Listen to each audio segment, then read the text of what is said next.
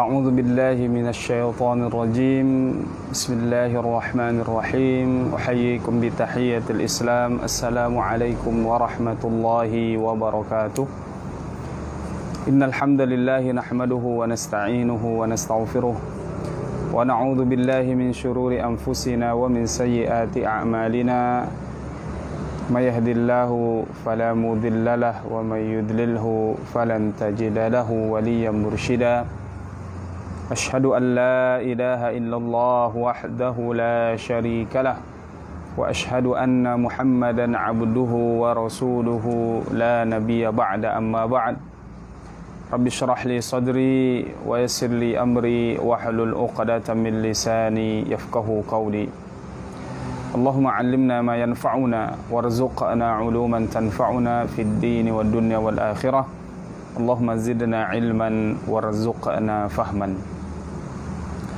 Ma'asyiral muslimin dimanapun berada, alhamdulillahi rabbil alamin, bersyukur kita kepada Allah atas limpahan nikmat yang Allah karuniakan kepada kita, umur yang panjang, sehingga di bulan suci Ramadan tahun ini 1442 Hijriah kembali Allah pertemukan kita dengan bulan yang agung ini, yang di dalamnya penuh dengan keberkahan, dilipat gandakan pahala kita, kemudian dibukanya pintu-pintu surga Allah Subhanahu wa taala, diberi kita kesempatan yang banyak oleh Allah untuk mendapatkan pahala kebajikan yang itu menjadi asbab kita masuk surganya Allah Subhanahu wa taala, menggapai ridha Allah.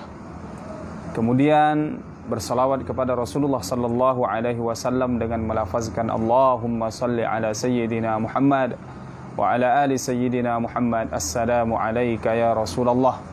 Mudah-mudahan kiranya di bulan ini kita bisa mengikuti Rasulullah, bagaimana cara beliau menghidupkan dan memanfaatkan waktu-waktu terbaik di bulan suci Ramadan ini, yang mana 24 jamnya ini adalah waktu yang berharga, waktu yang mulia. Di siang harinya kita berpuasa, kemudian di malam harinya kita qiyamul lail, menghidupkan malam-malam Ramadan kita dengan salat sunnah tarawih, kemudian salat witir dan salat tahajudnya. Maka mudah-mudahan kita termasuk orang-orang yang diampuni dosanya oleh Allah Subhanahu wa taala, seperti yang dikabarkan oleh Rasulullah sallallahu alaihi wasallam, man shoma ramadhana imanan wa ihtisaban ghufira lahu ma taqaddama min dhanbihi wa man qama ramadhana imanan wa ihtisaban ghufira lahu ma taqaddama min dhanbihi. Siapa yang berpuasa di bulan suci Ramadan dengan iman dan mengharapkan ridha Allah, kemudian siapa yang menghidupkan malam-malamnya dengan qiyamul lail, juga dengan keimanan dan mengharapkan ridha Allah, maka Allah ampuni dosa-dosanya. Ma'asyiral muslimin, rekan-rekan yang dimuliakan Allah Subhanahu wa taala, pada kesempatan sore yang berbahagia ini kita mengutip satu ungkapan dari baginda Rasulullah sallallahu alaihi wasallam yang ditulis dalam kitab Nasaihul Ibad, yang dikutip oleh Imam Ibn Hajar Al-Asqalani rahimahullahu ta'ala, anin Nabi sallallahu alaihi wasallam annahu qala, dari Rasulullah sallallahu alaihi wasallam beliau bersabda, min alamatis syaqawah arba'atun aw alamatus syaqawah arba'atun. Ada 4 daripada tanda-tanda kesengsaraan, yang mana tanda-tanda ini jika melekat pada diri seseorang bisa dikategorikan atau orang itu bisa bermuara kepada kesesatan ataupun bermuara kepada kesengsaraan nanti di kehidupan akhirat di hadapan Allah Subhanahu wa taala. Maka tentunya 4 perkara ini mudah-mudahan terhindar dari kita. Apa 4 perkara ini? Alamatus syaqawah arba'atun ini, tanda-tanda orang yang sengsara, di antaranya 4 ini. Yang pertama, nisyanu dzunubil madiyah wa hiya 'indallahi mahfuzah, yakni orang yang melupakan dosa-dosanya di masa lalu sementara dosa-dosa itu tercatat rapi di sisi Allah Subhanahu wa taala. Ada waktu-waktunya kapan kita berbuat dosa, di mana, jam berapa, semuanya tercatat di sisi Allah. Maka jangan sampai kita menjadi orang yang melupakan dosa-dosa masa lalunya. Justru seharusnya kita mengingat dosa-dosa kita. Dengan demikian kita akan memperbanyak lisan kita ini, membasahi lisan kita dengan taubat dan istighfar kepada Allah Subhanahu wa taala. Bukankah Rasulullah sallallahu alaihi wasallam menyeru kita, ya ayuhan nas tubu ilallahi wastaghfiruh wa inni la atubu ilallahi fil yaumi mi'ata marrah. Wahai sekalian manusia, taubat dan beristighfar kepada Allah, karena aku, kata baginda Rasul, bertaubat dan beristighfar kepada Allah dalam sehari semalam 100 marrah, 100 kali. Dalam riwayat lain 70 marrah, 70 kali. Maka begitu pula di bulan suci Ramadan ini, hendaknya lah kita menghiasi hari-hari kita dengan taubat dan istighfar kepada Allah. Astaghfirullahalazim, astaghfirullahalazim alladzi la ilaha illa huwal hayyul qayyum wa atubu ilaih. Dan tentu lebih baik lagi kalau bisa kita merutinkan juga membaca sayyidul istighfar, penghulu dari segala istighfar. Allahumma anta rabbi la ilaha illa anta khalaqtani wa ana 'abduka wa ana 'ala ahdika wa wa'dika mastata'tu a'udzu bika min syarri ma sana'tu abu'u laka bi ni'matika 'alayya wa abu'u bi dhanbi faghfirli fa innahu la yaghfiru dzunuba illa anta. Maka mudah-mudahan dengan mengingat dosa-dosa kita di masa lalu dan tidak melupakannya. Karena kalau kita melupakannya, nanti kita tidak mengikutinya dengan taubat dan istighfar kepada Allah. Maka ini tanda orang yang akan nanti akan celaka, orang-orang yang melupakan dosa-dosanya. Rasulullah pun menyeru kita, wa atbi'is sayyi'atal hasanata tamhuha. Ikuti dosa-dosa keburukan itu dengan kebaikan. Mudah-mudahan dengan kebaikan itu kita bisa dengan kebaikan yang kita kerjakan menghapus atau mengalahkan dosa-dosa yang kita kerjakan. Ini yang pertama. Yang kedua, kata baginda Rasulullah sallallahu alaihi wasallam, tanda ciri orang-orang yang akan sengsara nantinya, dzikrul hasanatil madiyah wa huwa la yadri aqubilat am ruddat.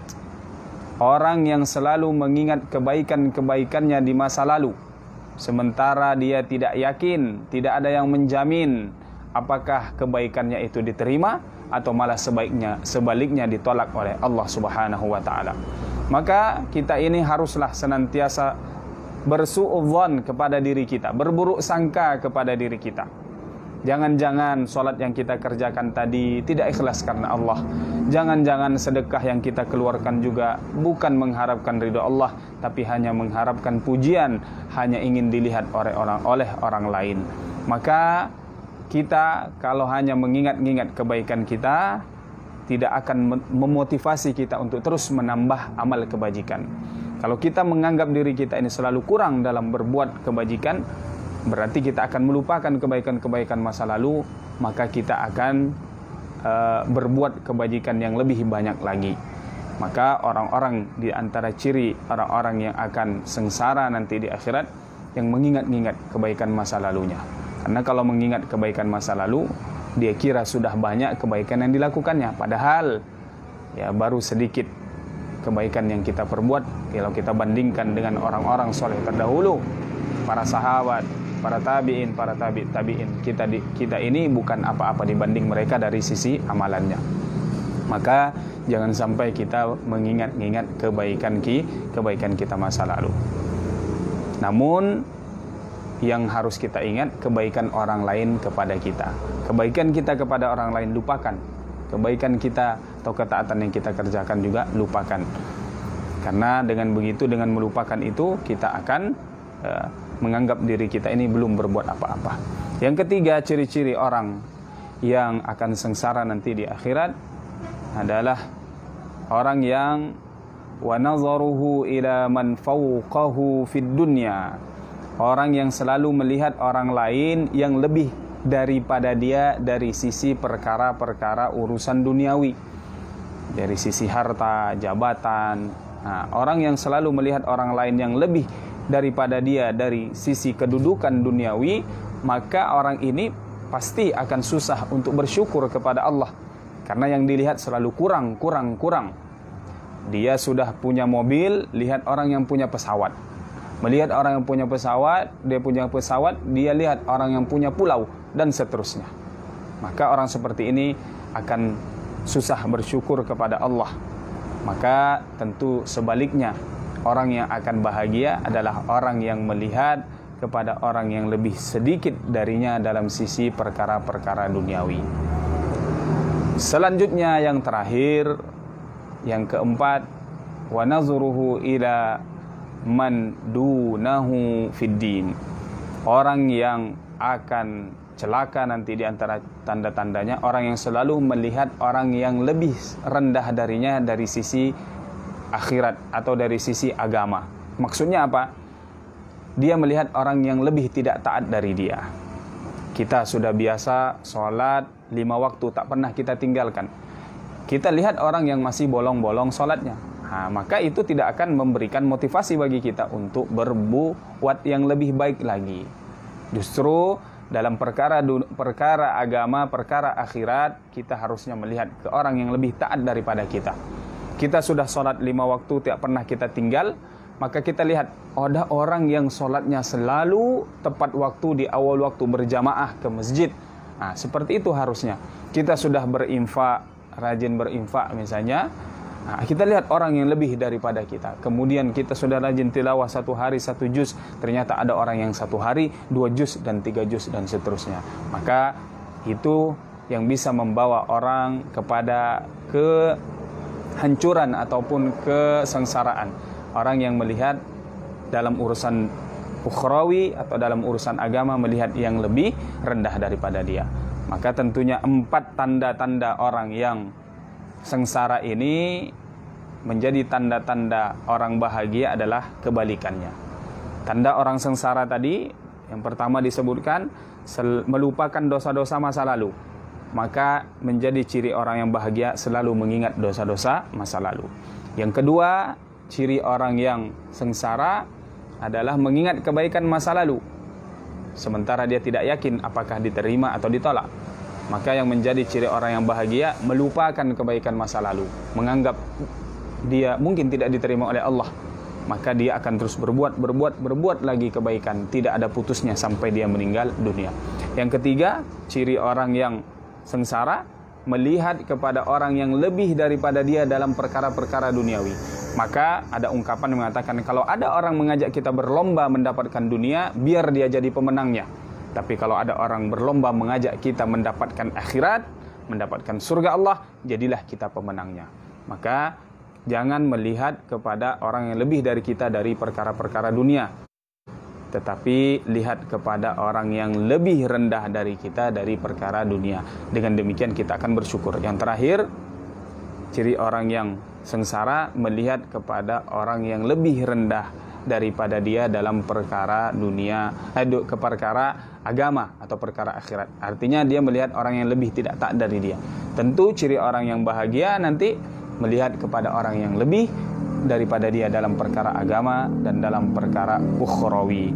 Maka dalam ungkapan lain dikatakan, falyanzuranna ila man fawqahu adaban walyanzuranna ila man dunahu malan. Hendaklah dia melihat siapa yang lebih tinggi adabnya, akhlaknya dari dia, agar dia bisa mencontohnya atau dijadikan motivasi untuk dia lebih baik lagi. Namun melihat kepada orang yang lebih rendah daripada dia dari sisi harta, agar dia bersyukur dengan apa yang sudah didapatkannya selama ini. Mudah-mudahan bermanfaat apa yang kita sampaikan di sore hari ini. Mari sama-sama kita tingkatkan ibadah kita di bulan suci Ramadan ini untuk mendapatkan ridha Allah Subhanahu wa taala, mendapatkan ampunan Allah Subhanahu wa taala. Demikian yang dapat kami sampaikan. Wallahu a'lam bissawab. Yang benar datangnya dari Allah, yang salah dari kami sendiri. Ihdinas siratal mustaqim. Allahumma ja'alna minal ladzina yastami'una al-qawla fayattabi'una ahsanah. Allahumma tsabbitna ala dinika wa ala ta'atik. Allahumma a'inna ala dzikrika wa syukrika wa husni ibadatik. Rabbana atina fid dunya hasanah wa fil akhirati hasanah wa qina adzabannar. Wa sallallahu ala sayyidina Muhammad wa ala alihi wa sahbihi ajmain. Walhamdulillahi rabbil alamin. Wassalamu alaikum warahmatullahi wabarakatuh.